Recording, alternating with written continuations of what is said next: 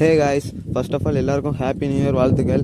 இந்த இயரில் உங்கள் எய்ம்ஸ் எல்லாம் அச்சீவ் ஆகணும்னு நான் ப்ரே பண்ணிக்கிறேன். அப்புறமா இந்த வீடியோ என்னென்னு பார்த்தீங்கன்னா, நம்ம ஹீரோ எக்ஸ்ட்ரீம் 125R பைக்கு, அதாவது வாங்கி 2.5 மாதம் கழித்து நம்ம காவியா பைக்கை ஃபஸ்ட் சர்வீஸ் கொண்டு போக போகிறோம். அதான் சோகமான விஷயம்.